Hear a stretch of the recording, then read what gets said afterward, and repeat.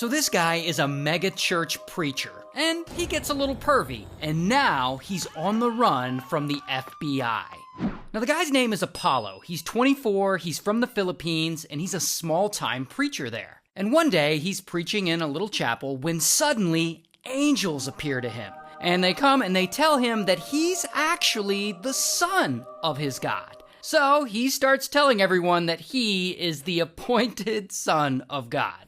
Well, I'm sure this will end well for him. So anyway, because of this, he decides to start his own church. And a few years later, after the church is founded, this guy shows up, Rodrigo. And Rodrigo's running for mayor, and he comes to speak to the congregation at the church. And they welcome him, and soon enough, he and Apollo become good friends. And later, Rodrigo actually gets elected mayor, and he appoints Apollo to be his spiritual advisor. And so then more people find out about Apollo and his teachings, and his church starts to grow, and soon the donations start rolling in. Because, of course they do. But these donations aren't enough for Apollo. He wants more. So he gets the full-time working members of the church to go out at 6 a.m. every morning and solicit money from strangers for the church. The only catch is they can't come home until they reach their daily quota of money collected. So, to avoid sleeping on the street, the members of the church start playing on people's sympathy.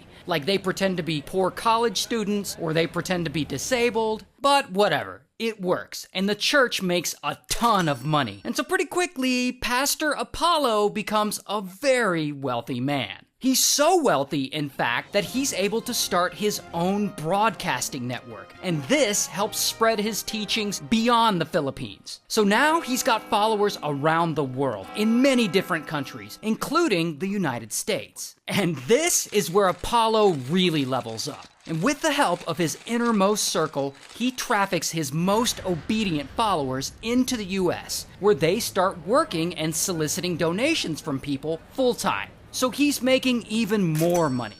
Oh, and I haven't even gotten to some of the crazy stuff this guy claims. Aside from saying he's the son of some god, he once claimed that he yelled at an earthquake and made it stop. Like there was an earthquake happening, and he's just like, ah! And it just stopped. And he also says that the public should thank him for stopping that earthquake. Thanks, Apollo. He also claims that he talks to his god directly, not metaphorically, but like conversations directly. He also says that he has visions of his god. He claims that he has been physically taken up into heaven on multiple occasions. I mean, this guy has said and done way too much for me to cover in one video. But anyway, and if that's not crazy enough, here's the part of the story where things start to get creepy. Among his church workers, the ones who are young, attractive women and who excel at getting donations, they get to move up and become what's called pastoral assistants. And of course, the prettiest and most obedient pastoral assistants, they get into Apollo's inner circle, and they become what are called spiritual wives. And spiritual wives, they get a special privilege. They get the privilege of smashing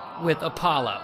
Yeah, they literally call it night duty. And these pastoral assistants and spiritual wives are anywhere between 25 years old all the way down to 12 years old. While at this point in the story, Apollo is old as shit. He's 74. And if any of these girls or young women protest their night duty, they're then threatened with eternal damnation. So basically, if they don't smash with him, they're verbally threatened, physically threatened, or he tells them they're going to hell.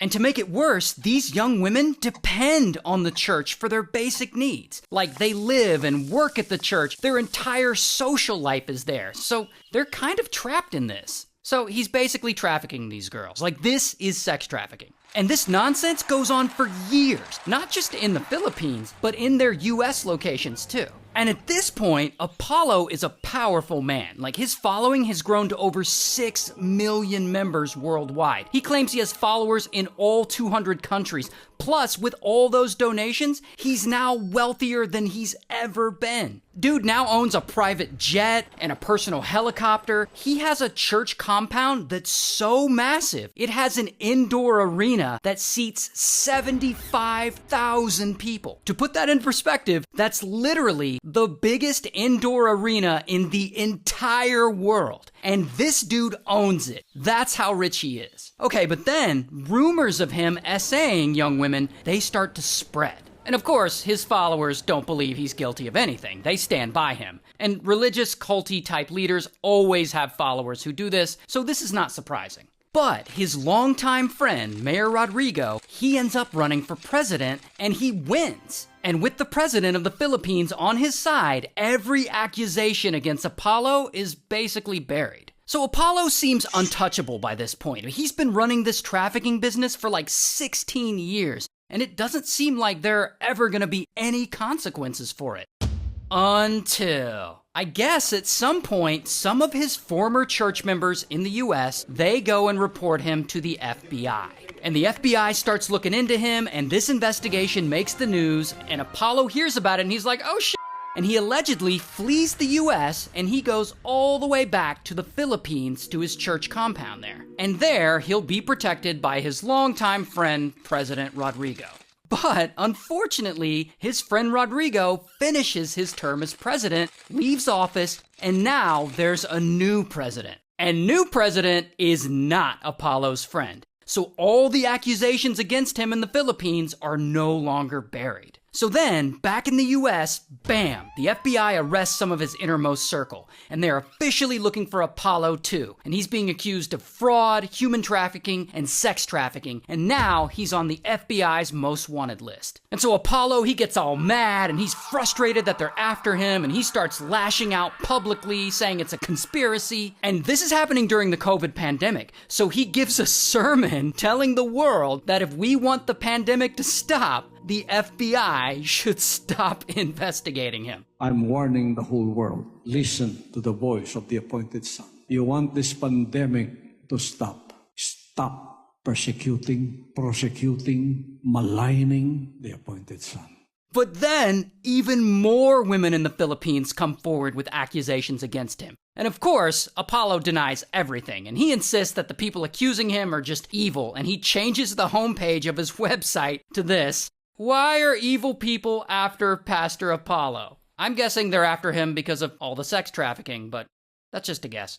Anyway, eventually, the Filipino Senate issues a warrant for his arrest, and they raid some of his properties, but the dude is nowhere to be found. He's fled, and he's hiding out from the law, and there's like this whole manhunt looking for him, and there ends up being a huge standoff at one of his compounds between police and a bunch of his supporters, and his supporters still insist that he didn't do anything wrong, and I don't even have time to get into that part of the story. But 2 weeks later, Apollo finally gives up, and he turns himself in, and bam, they arrest him. Here's his mugshot. And as of right now, he hasn't actually been to trial yet, so we'll see how this plays out. And thank you to Leonardo.ai for sponsoring this video. If you want to make badass art for your videos like this, or like this, or like this, then sign up for Leonardo.ai. Or follow the link pinned in the comments, assuming this platform allows me to pin comments.